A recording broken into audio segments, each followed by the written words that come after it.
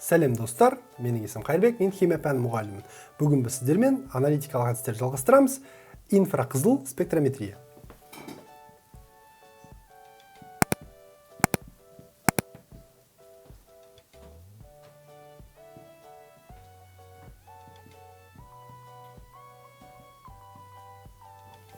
Алдыңғы сабақтарда біз хроматография және масс спектрометрия әдістермен таныстық.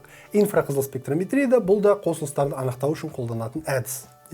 Бұл әдіс қалай жұмыс істейді? Кез келген қосылыс белгілі бір қозғалыстар жасайды. Тербеліс деп айтамыз. Мәселен, су молекуласын алатын болсақ, су молекуласы, бізде сутек және оттек молекуласы бар. Атомдарынан тұрады. Су молекуласы қандай қозғалыстар жасайды? Жалпы біз сұйық күйде оның молекуланың жалпы айналатынын білеміз, біз ол қозғалыс түрін айтып тұрған жоқпыз. Біз байланыстардың қозғалысын айтып тұрмыз. Байланыстары қалай қозғалуы мүмкін? Қалыпты жағдайда, яғни кез келген бір стакан суды алатын болсаңыздар, оның молекулалары міндетті түрде қозғалады, себебі оның кинетикалық энергиясы бар. Кинетикалық энергия оны қозғалысқа мәжбүрлеп тұрады. Сол қозғалыстың нәтижесінде оның мысалға мынау байланыстары, оттек-сутек екі байланысы бар, ол қозғалады. Бірнеше әдіс арқылы. Оның 6 түрі бар. Біріншісі байланыс ұзындықтарының үлкейіп кішіреюі, яғни осындай.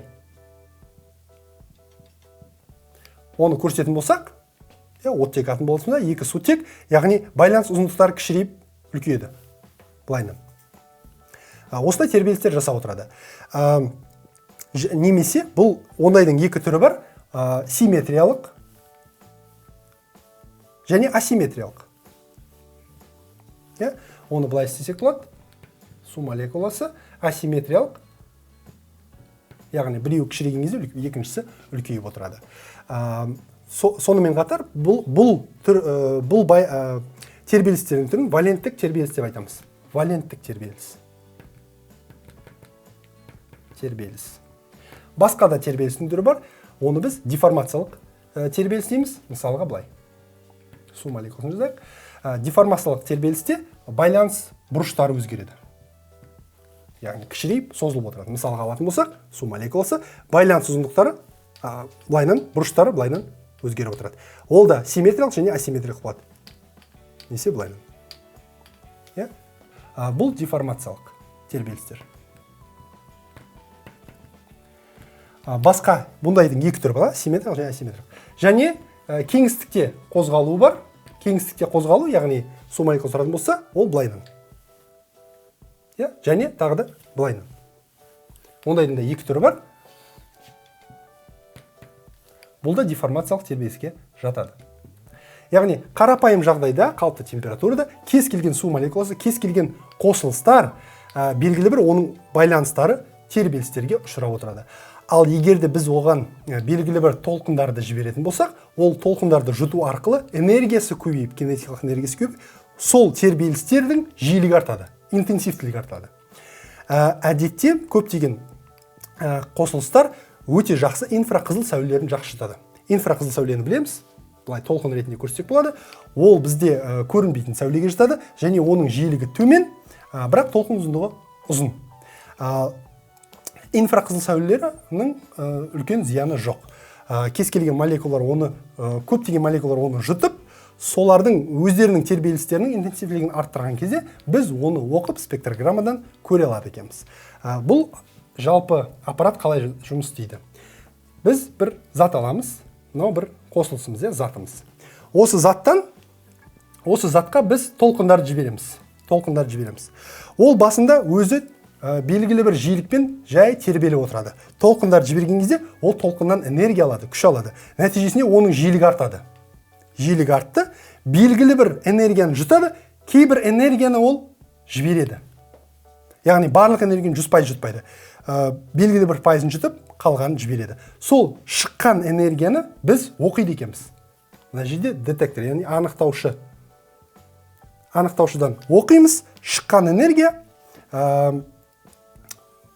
оны біз мынандай спектрограммада көре алады екенбіз. Мысалға, бір ғана мысалға су молекуласының әртүрлі әрбір байланысының бірнеше түрлі, жаңа 6 түрін айтқан болатынбыз. Соның барлығының тербелістері бірнеше осы инфрақызыл сәулелердің әртүрлі жиілікте жұтады. Мысалға, ол мынандай сигналдар арқылы біз көре алады екенбіз. Яғни бұл жерде мына Y осінде энергияның жұтылу. Мына жақта бізде жұтылуы 0%, мына жерде жұтылуы 100%. Яғни белгілі бір шың төменге түскен сайын, яғни сол молекула сол жиіліктегі инфрақызыл сәулесін жұтты деген сөз. Көбірек жұтты, иә? Әрбір шың нені білдіреді? Ол әртүрлі тербелістің қаншалықты жұтқанын көрсетеді. Яғни мына жақта валенттілік тербелістер болатын болса, мына жақта бізде деформациялық тербелістер көрінеді екен. Осы арқылы біз әрбір қосылыстың қаншалықты қай жиілікте тербелетінін анықтайды екенбіз. X осінде бізде жиіліктен немен не қыламыз? Герцпен есептейміз. Алайда бұл жиіліктің қарама-қарсы, сондықтан бұны сантиметр минус 1-мен есептейді екенбіз. Яғни жиіліктің қарама-қарсы. Нәтижесінде біз мысалға қазір қосылыс мысал ретінде көрсететін болсақ, соның қаншалықты инфрақызыл энергияны жұтып, қаншалықты жіберіп жатқанын байқайды екенбіз. Жоғарғысында, осы спектрограммның жоғарғысында бұл толқын ұзындығын алатын болсақ, толқын ұзындығы мына жерде қысқа, мына жақта жоғары. Яғни толқын ұзындығы неғұрлым қысқа болған жиілігі үлкен болады. Жиілік мына жерде 4000-ға дейін жетеді екен. Мына жақта 600-ге дейін төменгі жиіліктер. Сантиметр минус 1. Енді белгілі бір ИК спектрометриясы арқылы біз негізінен қосылыстағы, органикалық қосылыстағы функционалдық топтар анықтаймыз. Мысалға, мына функционалдық топтарды анықтауы өте бұл пайдалы. Гидроксотоп, OH тобы, NH тобы, амин тобы, CH топтарын анықтайды екенбіз. COOH, яғни карбоксил тобын, және карбонил, CO тобын анықтайды екенбіз. Олардың белгілі бір аймақта белгілі бір жұтылу жиілігін көрсетеді. Мысалға, OH алатын болсақ, гидроксил тобы. Ол бізде мынандай спектрограмма болады екен. 4000-ға дейін болады дедік бізде. Мынау бізде пайыздық, жұтылу. Мұнда 0%. Яқта көбейеді 100%-ға дейін. Мұнда шамамен 600. Мұнда 1000 болайық. OH тобы шамамен 3000 сантиметр минус 1 жиілігінде орташа жұтылады екен. Яғни, мына жақта тағы да осындай толқындардың жұтылуы көрінеді. Яғни, мына 3000-дағы орташа жұтылу аймағы, мына жақтың барлығы жұтылып жатыр. Ол OH тобының валенттілік тербелісінің нәтижесінде ИК-ны осы жиілікте жұтқанын көрсетеді. Яғни, осындай аймақта осындай жұтылу суретін көретін болсақ, біз бұның OH тобы бар екенін болжайды екенбіз. Яғни, мына OH-ты білдіреді. Енді COH-ты көрейік. COH-та бізде карбоксил тобында, OH тобы да бар, және CO тобы да бар. Қайтансатын болсақ, мынау бізде 4000, мына жақ 600 деп алатын болсақ, мына жер 1500. COH-тың ерекшелігі, бұнда екі түрлі функциялы топ бар, бізде карбонил, CO және OH, гидроксил. CO тобы 1720-1740 аймағында шығады, карбонил тобы. Оның жұтылуы өте жоғары деңгейлі және өте жіңішке жұтылады екен аймағы. Егерде OH тобы қалың кеңінен жұтылатын болса, CO тобы, бұл бізде карбонил тобы, осындай жіңішке, бірақ өте терең жұтылады екен. Жұтылу аймағы көп. Ал OH тобынікі мына жақта 3000-ға жақын, алайда COH-тың жағында ол кішкене шегінеді екен. 3000-да емес, мұнда 3000-да көрінетін болса, бізде 3200 сантиметр минус 1 жиілігінде ол жұтылады екен шамамен мына жерде. Сонда 3200-де мынандай үлкен жұтылуды байқасақ, және 1720-да осындай терең, жіңішке жұтылуды байқасақ, бұл бізде CO-OH функционалдық тобының бар екенін көрсетеді екен. Ал не себепті біз 1000-дан кейін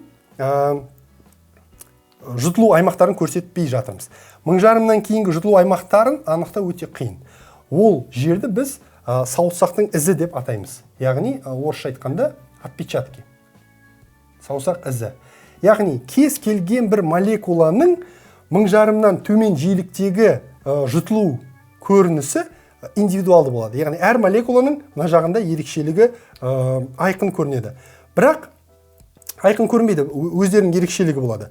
Ал 1000-жарымнан 4000-ға дейінгі аймақта олардың белгілі функционал болуының себебінен валенттілік тербелістері ұқсас болады. Яғни кез келген бір спирт алатын болсақ, оның OH тобы осы 3000 аймағында қалың жұтылу, энергияны жұтылу көрінісін көрсетеді екен. Ал кез келген COH, яғни карбоксил, карбон қышқылын алатын болса, ол 3200-де және 1720-да жұтылу аймақтарын көрсетеді. Ал одан төменгі жиіліктегі жұтылу көріністен біз оқымасақ болады. Оны компьютерлер өздері оқып, қосылыстың қандай екенін анықтайды. Біз ең негізінен осы 1000-жарымнан жоғарғы жиілікте жұтылған аймақтарды анықтап, функционал топтың білуіміз керек. Тағы да функционал топ, мысалға CH топтары өте жиі кездесетін топ. Мынау 4000 болатын болса, CH топтар мына жер 1000-жарым, біз 1000-жарымнан төменгісін оқымаймыз. CH топтар шамамен осы жерде кішкене жұтылу аймағын көрсетеді екен. Мына жағы бізде қатты маңызды емес. Яғни OH-тан ерекшелігі CH топтары кіші болады, сол шамамен 3000-2700 арасында. 2700 жұтылу арасында аймағында бізде CH топтары жұтылады екен. NH топтарда осы OH-қа жақын. Оның бірақ жұтылу интенсивтілігі OH-қа қарағанда төменірек. Шамамен CH-қа жақын болады. Егер де молекулда CH топтары көп болатын болса, онда оның интенсивтілігі көбейеді және энергия жұтылу қабілетте өседі екен. Қазір бірнеше мысал көрейік. Сол мысал нәтижесінде біз спектрограммаларды оқып үйренеміз. Қазір бір мысал көрсетейік.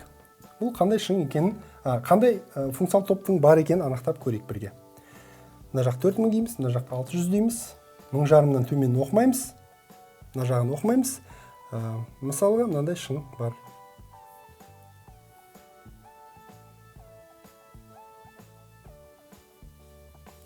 Бұл қандай функционал топтың бар екенін көрсетеді. Мына жерде бізде шамамен 1740-1720 аймағы. Бұл қандай функционал топтың бар екенін көрсетеді. Әрине бұл карбонил тобының бар екенін көрсетеді. Карбонил тобы, яғни бұл альдегид немесе кетон болады. Себебі бізде мында ешқандай шыңдар жоқ. Ол жерде шыңдар болатын болса, ол карбоксил тобының бар екенін көрсетеді. Яғни бізде карбоксил тобы жоқ, тек қана таза карбонил тобы, ол бізде екі вариант болуы мүмкін. Альдегид немесе кетон. Ары қарай біз оның қандай альдегид немесе қандай кетон екенін көру үшін біз мына шыңдарды компьютер арқылы берілген мәліметтерді қолданып анықтай алады екенбіз. Сонымен оқушылар, бүгін біз инфрақызыл спектрометрия әдісімен таныс бастадық. Ол әртүрлі инфрақызыл толқындарының әртүрлі заттың жұтып, тербелістерінің интенсивтілігінің көбеюінің нәтижесінде белгілі бір спектрограмманы көрсету әдісі екен. Сол спектрограммаларды оқу арқылы біз сол қосылыстардың біріншіден қандай функционал топтар бар екенін анықтайды екенбіз, және егер де біз саусақ ізі бөлігін оқитын болсақ, оны компьютерге салатын болсақ, компьютер бізге нақты ол қандай қосылыс екенін анықтап береді атына дейін. Сонымен оқушылар, бүгінгі тақырыбымыз аяқталды. Келесі сабақта біз осы тақырыпты жалғастырамыз. Бүгінге сау саламат болыңыздар.